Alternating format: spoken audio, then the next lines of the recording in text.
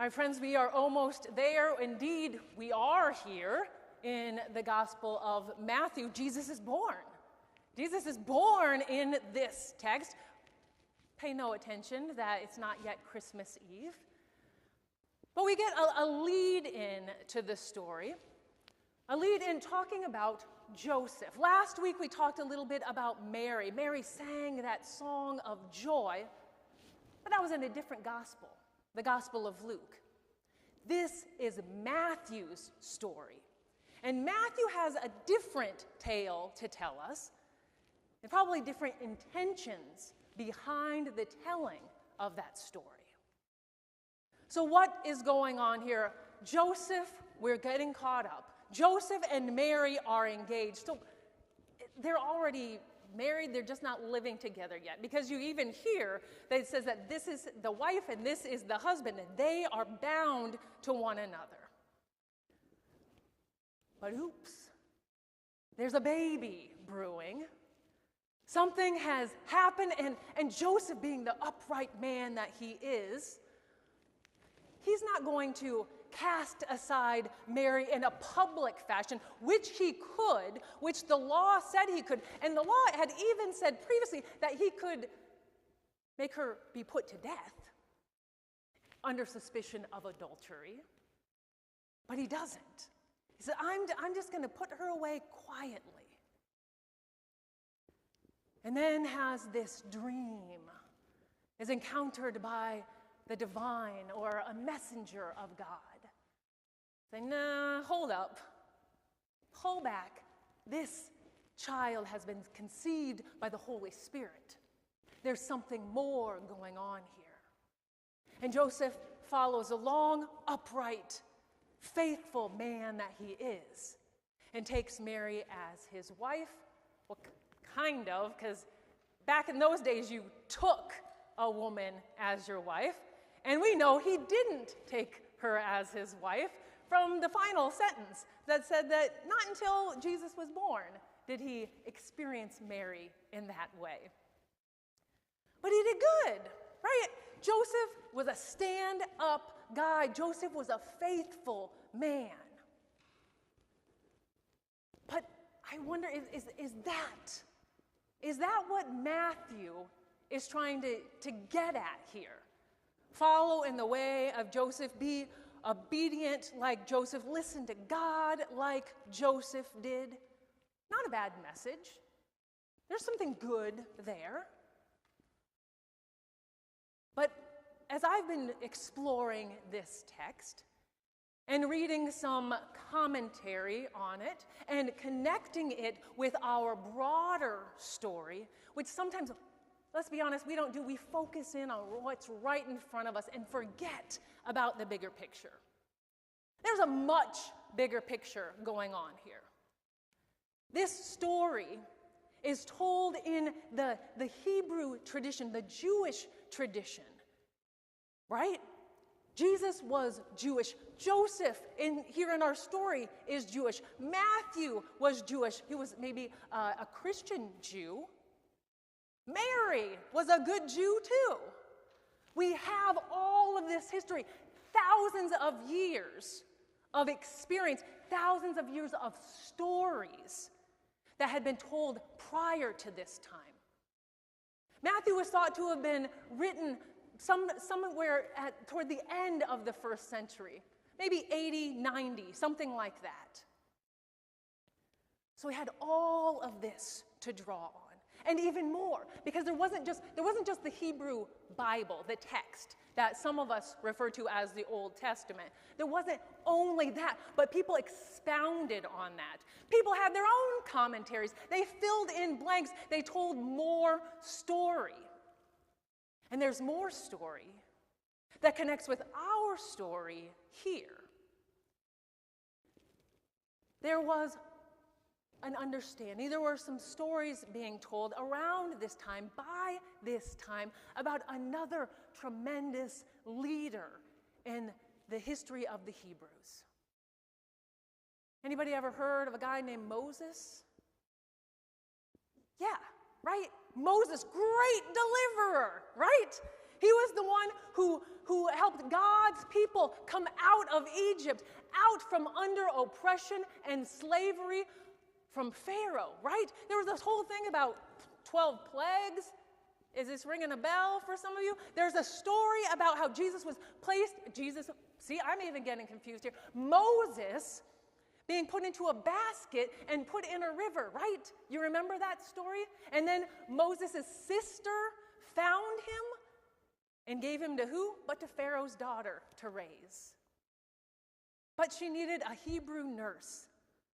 So Moses' mother got to nurse her own baby. That's the story in our text. You can find that in Exodus, at the beginning of Exodus, that great and grand story about the way out. That's what Exodus is, the road out from slavery and oppression. But there was more story to this. Before Moses was put into that basket, like, why was he put into that basket in the first place? Well, you might remember that according to the story, there was a decree that went out from Pharaoh saying that all Hebrew boys were to be thrown into the Nile. Well, I guess in some way, Moses was thrown into the river.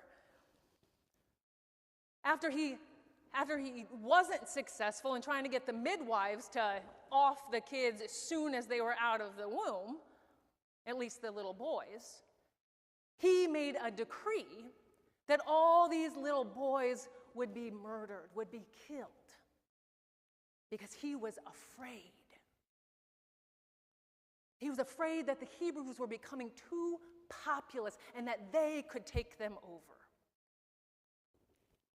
And by the time Matthew, or whomever was writing down this gospel, there was a broader story known. A broader story that went and fleshed out this story a little bit. If there was this decree from Pharaoh about not having babies, not having boys live after their birth, well, then why did the Hebrews keep having babies? There was a story that the Hebrews stopped. They told each other, hey, no more relations going on here, because they're going to start killing our children. And we have to put a stop to that. We can't allow that. But Moses' dad, Amram, said, no, I'm not going to do that. Or, according to another story, he did cast his wife aside for a little bit. But then there was a revelation that came.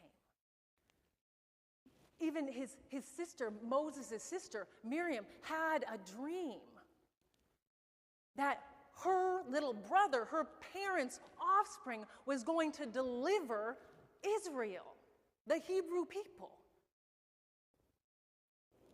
And Amram, he went and he knew his wife, and he had others follow him.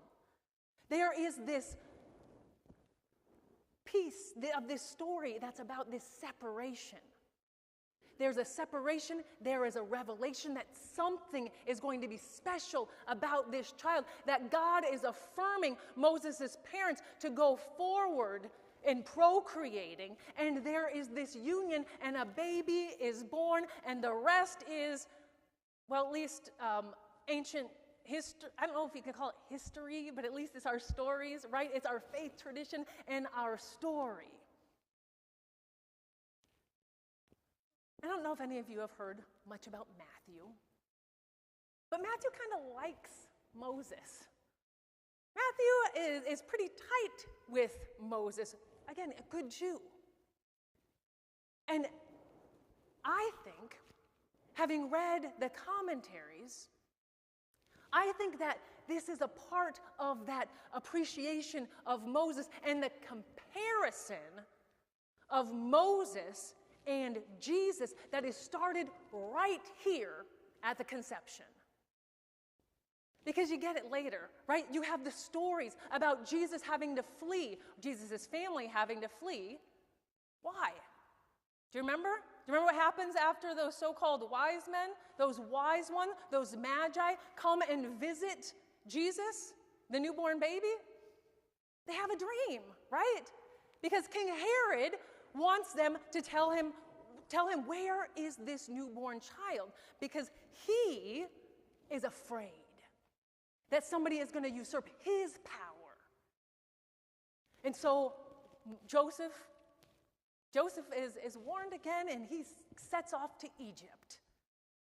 Interesting that he flees to Egypt to get free from that oppression and that threat of death, whereas Moses led people out of Egypt, but then later Matthew is able to bring Jesus out of Egypt as well, right? So he can actually travel that same path as Moses. And Jesus is doing all kinds of stuff with water. You remember Moses splitting apart the Red Sea? Jesus is baptized in water. Jesus is all around water. We even have stories of Jesus walking on water, right? We have Jesus on a mountain later. Jesus on a mountain proclaiming, what was that sermon called again? Oh yeah, the Sermon on the Mount. Moses had a kind of a mountaintop experience, if you don't remember, something called the Ten Commandments. Matthew seems to be trying to paint a picture for us, to write a narrative clearly for us and for these followers. Who is this one to be named? What is this one to be about? Craig explained it to us today. What was Jesus' name to be? But Jesus. And what does Jesus mean? Jesus means salvation. Jesus means deliverance. God saves. This text is all about who Jesus is and what his life was about, what his mission on earth was about, what he dedicated the entirety of his being to, just as Moses led God's people out from under oppression, out from under slavery, out from under subjugation, so too would Jesus save God's people. That's who Jesus is. Jesus is another Moses, a next Moses, one greater than Moses even. Who came after? Anybody remember who came after Moses in that story? After Moses didn't make it into the promised land? Anybody? Joshua. Does anybody know how Jesus is pronounced in Hebrew? Yeshua. There's the same name. Jesus is the one who comes after Moses. Yeah, it's kind of weird. It blows my mind every time I think about it, too. Jesus comes after Moses. Yeshua comes after Moses. He continues God's work of deliverance, of salvation. That is the one we come to celebrate. That is the one we highlight. That is the one we praise and give thanks to and sing songs to on Christmas, whose birth we relish in, who we come to the manger seeking to encounter this one who is all about deliverance, all about bringing God's people out from under the yoke of slavery, all about freedom and liberation. It's right here in this story, even of Jesus' conception. It's all here as Matthew is inviting us on his journey. Friends, this is the reason that I proclaim to be a Christian. This is why I am a follower of Jesus. This is why I seek to do the work that I do. This is why we are seeking to do the work that we are. And discerning how is it that the divine is calling us to do justice in this world? How is God inspiring us to work together for liberation, for salvation? I bring it up over and over again. I love that metaphor from Paul that we are the body of Christ. We are invited into this work together. Jesus called his disciples, his earliest friends and followers, his students, to follow him. We, friends, are invited to follow on this journey towards justice, this journey of liberation, this journey of salvation and deliverance. And it's all just right here in this little story that I often just toss away each Advent season. So friends, I invite you to dwell with this story, to sit with it, to let it sink in to you about what it says about who this person was, who this being was that we gather to follow. And what then it invites you to, how you are then called and inspired to live your lives as individuals, yes, and as a community. What does it mean to you? How is the divine speaking, moving, inspiring you as this one breaks into, is birthed into the world? Another Moses, one greater than Moses, another one who is bearing God's salvation, deliverance, liberation.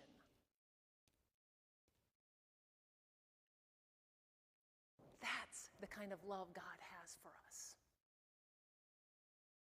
That God would continue to invite deliverers and saviors and invite us, just as we talked about Mary, and as we see of Joseph saying yes to being a part of that work, to bringing that salvation, that deliverance into the world.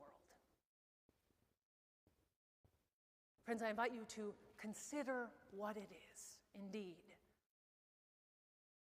that God is inviting you to this day, and in the days that are indeed yet to come.